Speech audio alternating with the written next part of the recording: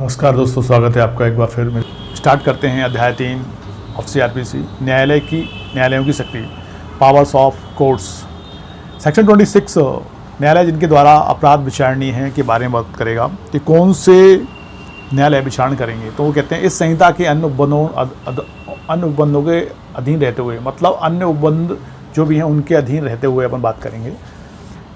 Clause 1 clause का भारतीय अनुच्छेद 1860 का 45 के अधीन किसी अपराध का विचारण उच्च न्यायालय द्वारा किया जा सकता है, सेशन न्यायालय द्वारा किया जा सकता है, या किसी अन्य से न्यायालय द्वारा किया जा सकता है जिनके द्वारा उसका विचारण नहीं होना प्रथम अनुसूची द्वारा दर्शित किया गया है। प्रथम अनुसूची मतलब CRPC की जो अनुसूची है, प्रथम अनुसूची, 2 अनुसूचियाँ हैं CRPC में, जिसमें प्रथम अनुसूची में वर्णित है कि कौन सा मामला किस कोर्ट के द्वारा सुना जाएगा। तो पहला उन्होंने कहा कि उच्च न्यायालय द्वारा विचारण होगा या सेशन न्यायालय द्वारा या किसी अन्य ऐसे न्यायालय द्वारा जिनका विचारण के बारे में प्रथम अनुसूची ने कहा है।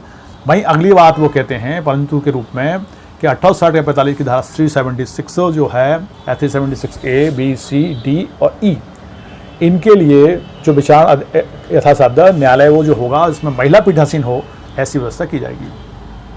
वहीं क्लॉज खा जो सेक्शन 26 का है वो कहता है किसी अन्य विधि के अधीन किसी अपराध का विचारण जब उस विधि में इस निमित्त कोई न्यायालय उल्लिखित है तब उस न्यायालय द्वारा किया जा सकेगा, और जब कोई न्यायालय इस प्रकार उल्लिखित नहीं है तो उच्च न्यायालय द्वारा किया जाएगा। मतलब IPC के अलावा अन्य कोई विधि में यदि किसी कोई न्यायालय उसमें वर्णित कर रखा है कि वो विचारण करे तो वो विचारण करेगा, और यदि ऐसा वर्णित नहीं है तो डेफिनेटली उसमें जो विचारण करेगा या तो उच्च न्यायालय करेगा या फिर किसी अन्य ऐसे न्यायालय द्वारा किया जा सकता है जिसका द्वारा विचारणीय होना प्रथम अनुसूची ऑफ CRPC में वर्णित है। तो ये तो हो गया विचारण की शक्ति कि विचारण कौन करेगा, उच्च न्यायालय करेगा कि सेशन न्यायालय करेगा कि अन्य न्यायालय करेगा। लेकिन 1860 की 45 के अंतर्गत यथासाध्य कोशिश की जाएगी तो सेक्शन 376, 376A, 376B, 376C और 376D और 376E के लिए यथासाध्य महिला पीठासीन अधिकारी हो। अब हम जाते हैं सेक्शन 27 के ऊपर। सेक्शन 27 मतलब किशोरों के मामलों में अधिकारता। मतलब किशोर कौन होते हैं? किशोर मतलब जुवेनाइल, जिसके बारे में उन्होंने कहा किसी ऐसे अपराध का विचारण जो मृत्यु या आजीवन कारावास से दंडनीय नहीं है और जो ऐसे व्यक्ति द्वारा किया गया है जिसकी आयु उस तारीख को जब वह न्यायालय के समक्ष हाजिर हो या लाया जाए 16 वर्ष से कम है। मुख्य न्यायिक मजिस्ट्रेट के न्यायालय द्वारा या किसी ऐसे न्यायालय द्वारा किया जा सकता है जिसे बालक अधिनियम 1960 का 60 या किशोर अपराधियों के उपचार, प्रशिक्षण और पुनर्वास के लिए उपबंध करने वाली तस्में प्रवृत्त किसी अन्य विधि के अधीन विशेष रूप से सशक्त किया गया है। तो स्पष्ट कह रहे हैं सेक्शन 27 के लिए किशोरों के मामले में। किशोर मतलब उन्होंने कहा कि मृत्युदंड या आजीवन कारावास से दंडनीय जो अपराध नहीं है और ऐसे अपराध में कोई लिप्त किशोर है जिसकी उम्र 16 वर्ष से कम है तो या तो CJM मतलब judicial magistrate, chief judicial magistrate उसका विचारण करेगा, या बालक अधिनियम 1960 के अंतर्गत या किशोर अपराधियों को उपचार, प्रशिक्षण, पुनर्वास के लिए उपबंध करने वाली तस्में प्रवृत्त किसी विधि के अंतर्गत कोई अधीन विशेष रूप से इसके लिए सशक्त न्यायालय ही इसका विचारण करेगा। तो डेफिनेटली हमको ये समझ में आया कि यदि मामला मृत्युदंड या आजीवन कारावास से दंड से दंडनीय नहीं है तब। सेक्शन 27 आज हम अब बात करते हैं सेक्शन 28 की, जो हमें बताता है दंडादेश जो उच्च न्यायालय और सेशन न्यायाधीश दे सकेंगे। तो उच्च न्यायालय विधि द्वारा प्राधिकृत कोई भी दंडादेश दे सकते हैं।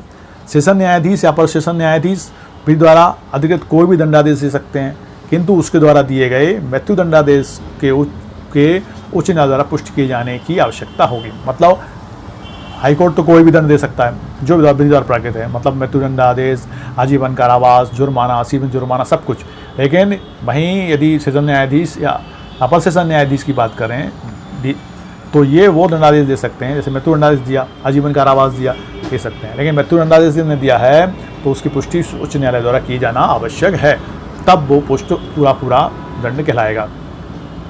वहीं सेक्शन 3 मतलब सेक्शन 28 का क्लॉज 3 सहायक सेशन न्यायाधीश द्वारा मृत्यु, आजीवन कारावास या 10 वर्ष से अधिक की अवधि के कारावास और दंडादेश के सिवाय कोई भी दंड दिया जा सकता है। वहीं अब सेक्शन 29 आ गया है। सेक्शन 29 मजिस्ट्रेटों की पावर के बारे में बात करता है, कौन मजिस्ट्रेट कितनी दंड दे सकते हैं। तो उन्होंने कहा मुख्य न्यायिक मजिस्ट्रेट मतलब CJM न्यायालय मृत्यु दंडादेश, आजीवन कारावास और 7 वर्ष तक के कारावास के सिवाय कोई भी दंडादेश दे सकता है।